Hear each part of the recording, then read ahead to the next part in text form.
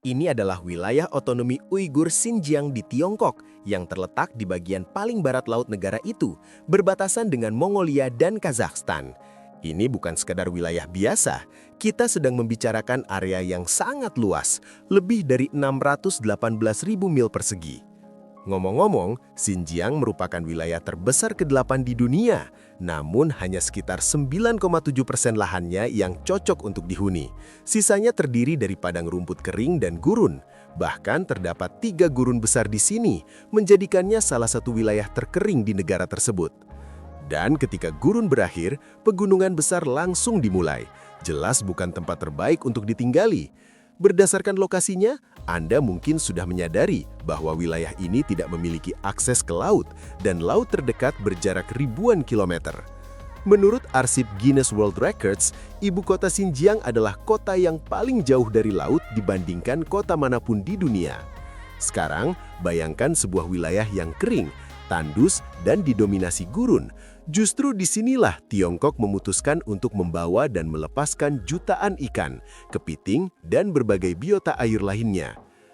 Kita sekarang berada di Gurun Taklamakan, yang dikenal sebagai Lautan Kematian. Curah hujan di sini sangat rendah, tingkat penguapan tinggi, dan badai pasir sering terjadi.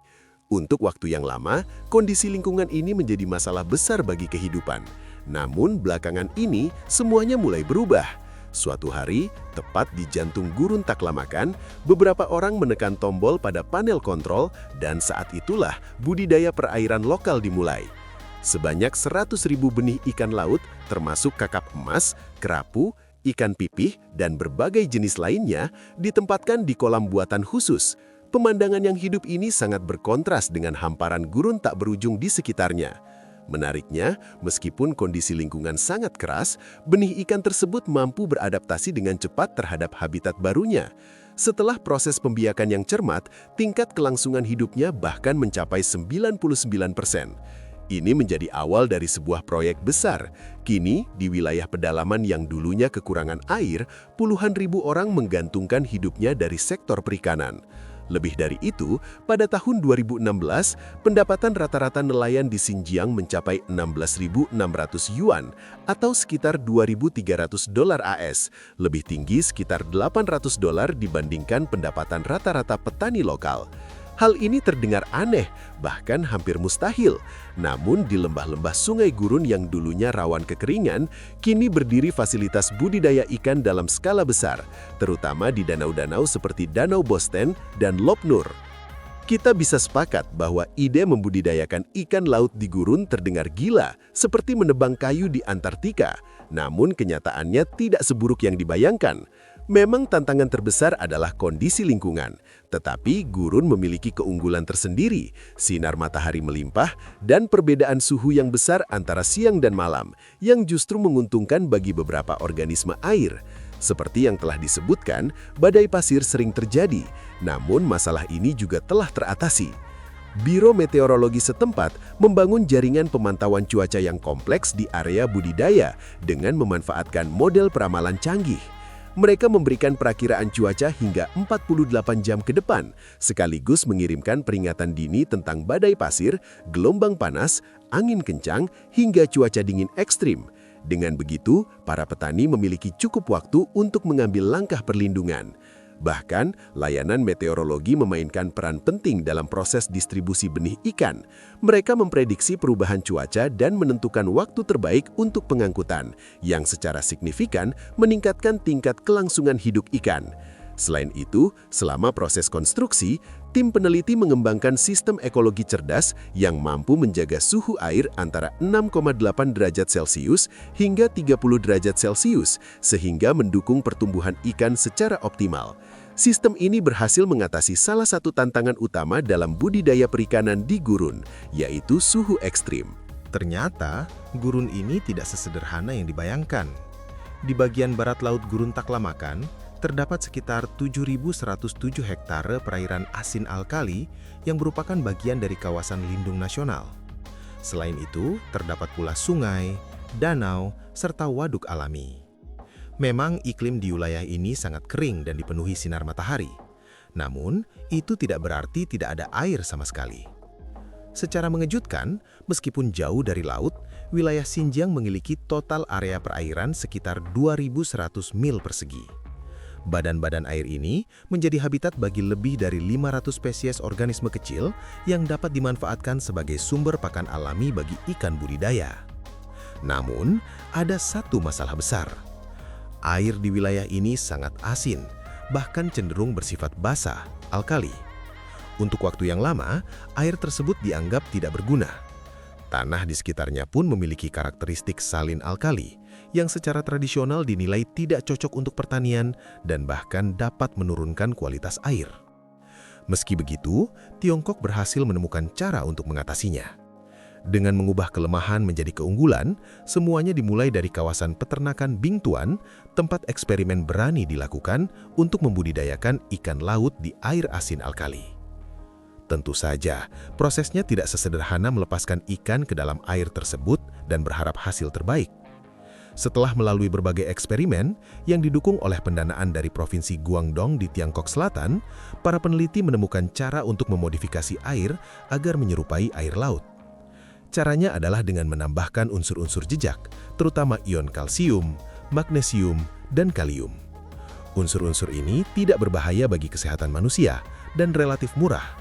Dengan bantuan zat tersebut, para peneliti menciptakan sistem sirkulasi yang mampu mengubah air danau asin setempat menjadi lingkungan yang cocok untuk budidaya ikan. Sederhananya, mereka berhasil menciptakan air laut buatan di tengah gurun. Inovasi ini juga mendorong lahirnya berbagai teknologi baru yang dipatenkan, sekaligus membuka peluang untuk membudidayakan berbagai spesies ikan laut. Seiring waktu, tingkat salinitas di beberapa badan air di Xinjiang bahkan semakin mendekati karakteristik air laut alami. Lalu mengapa harus membudidayakan ikan di gurun? Jawabannya sederhana, ekonomi. Ini merupakan bagian dari rencana ambisius Tiongkok untuk mengubah wilayah kering menjadi pusat aquaculture modern. Pemerintah secara aktif mendorong investasi swasta di sektor ini, khususnya di wilayah barat laut. Sejak sekitar tahun 2017, Xinjiang mulai berkembang sebagai salah satu pusat produksi ikan dan makanan laut di Tiongkok. Hasil budidaya dari wilayah ini kini dipasok ke berbagai restoran di banyak kota besar di negara tersebut. Tujuannya adalah menjadikan Xinjiang sebagai wilayah penting dalam produksi ikan dan makanan laut, dan prospeknya memang sangat menjanjikan. Meskipun jauh dari laut, industri ini terus berkembang dan semakin populer. Bagi penduduk setempat, wilayah pedalaman yang jarang penduduknya dan relatif jauh dari polusi industri justru dianggap sebagai lingkungan ideal untuk menghasilkan produk berkualitas tinggi. Inovasi teknologi menjadi kunci utama yang memungkinkan budidaya ini berkembang. Kini, Xinjiang sangat berbeda dibandingkan 20 tahun yang lalu. Pada awal abad ke-20, sebagian besar ikan yang dikonsumsi penduduk setempat harus didatangkan dari luar daerah. Bahkan banyak petani dan peternak yang belum pernah mengkonsumsi ikan seumur hidupnya. Namun saat ini, produk aquaculture tidak hanya mampu memenuhi kebutuhan lokal, tetapi juga telah diekspor ke berbagai negara, seperti Jepang, Finlandia, dan lainnya. Meskipun negara-negara tersebut sebenarnya sudah kaya akan sumber daya ikan. Sejauh ini luas perairan yang cocok untuk perikanan di sekitar wilayah gurun Xinjiang telah mencapai lebih dari 185.000 hektare. Angka ini hampir sama dengan luas kota Memphis di Amerika Serikat, atau sedikit lebih kecil dari wilayah daratan kota New York. Hingga Oktober 2024, terdapat 6 koperasi dan perusahaan yang bergerak di sektor aquaculture di Xinjiang. Mereka telah membudidayakan sekitar 414.000 ekor ikan dari 8 spesies, 305.000 kepiting hijau, serta jutaan udang, dengan sekitar 15 ton diantaranya sudah memasuki pasar. Volume produksi ini terus meningkat dari tahun ke tahun. Sebagai perbandingan, antara tahun 2010 hingga 2020, produksi meningkat dari sekitar 10.000 ton menjadi lebih dari 15.000 ton. Menariknya, dulunya tidak ada ikan di beberapa danau di wilayah ini hingga tahun 1998 ketika sebuah organisasi aquaculture lokal memutuskan untuk memperkenalkan ikan whitefish dari Rusia. Pada tahap awal, tingkat kelangsungan hidup ikan saat penetasan hanya sekitar 3%.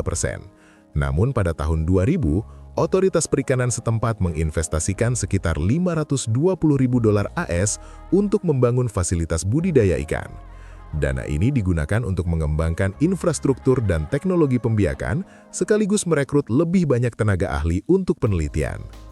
Konon, para peneliti bekerja tanpa lelah, menghabiskan waktu berjam-jam di depan mikroskop demi mencapai terobosan kecil dalam teknik pembiakan buatan, dan pada akhirnya mereka berhasil. Selama dekade berikutnya, teknologi terus berkembang. Metode inkubasi diperbaiki dan dioptimalkan, hingga akhirnya tingkat kelangsungan hidup ikan meningkat dari 3% menjadi sekitar 36%. Bagaimana prosesnya? Setelah menetas di musim semi, benih ikan dipindahkan ke kolam khusus untuk tumbuh. Dalam waktu singkat, pertumbuhan mereka meningkat drastis. Ini merupakan kemajuan besar, mengingat pada tahun 1998, ikan hanya mampu tumbuh sekitar 7 inci dalam 3 bulan.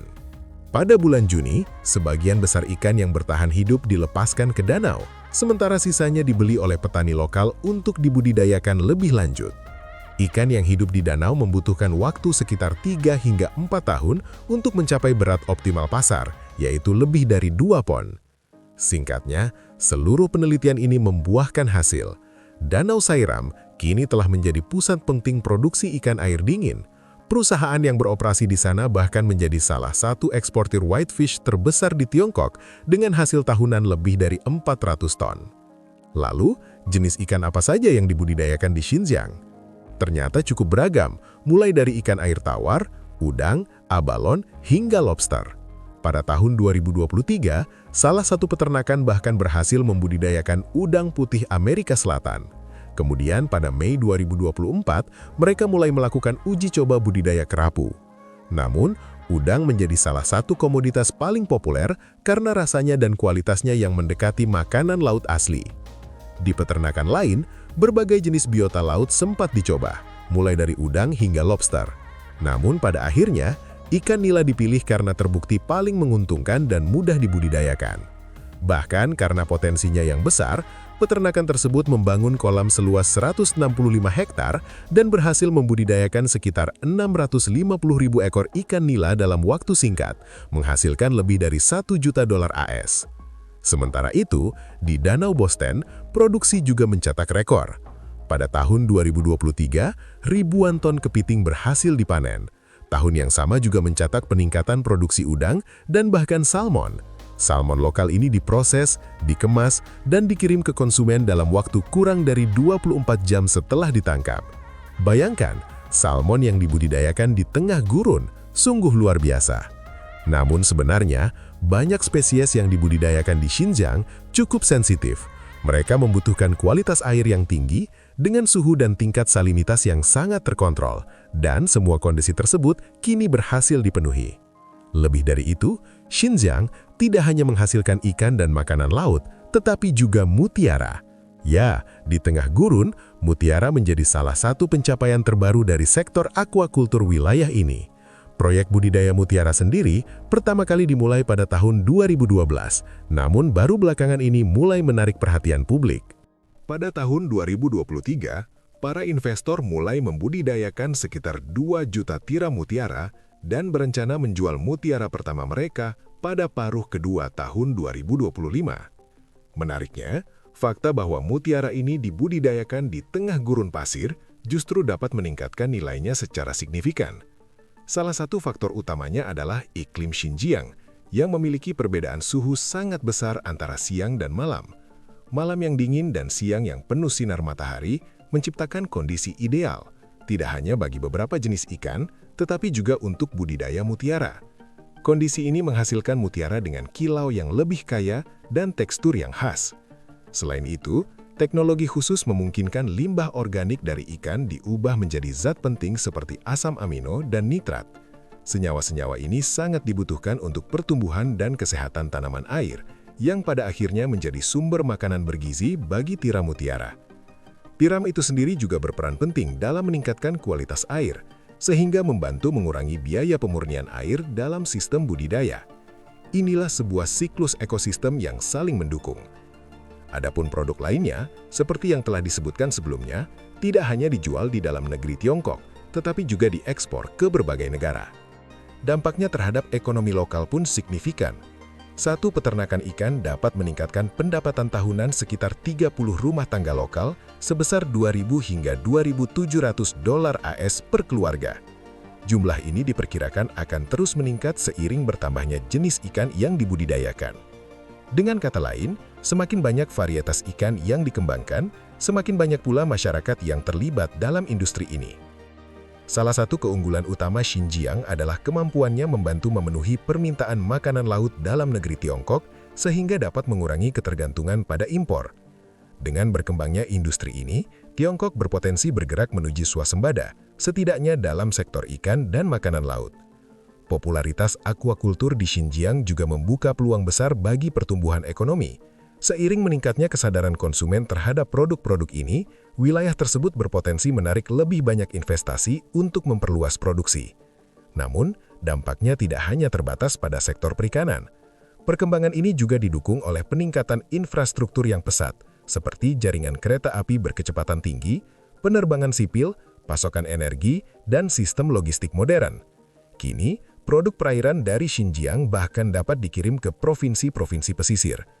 Ada sesuatu yang terasa ironis di sini, tinggal di dekat laut, tetapi mengonsumsi ikan yang dibudidayakan di gurun. Budidaya salmon di Tiongkok juga mengalami perkembangan pesat, termasuk di wilayah Xinjiang.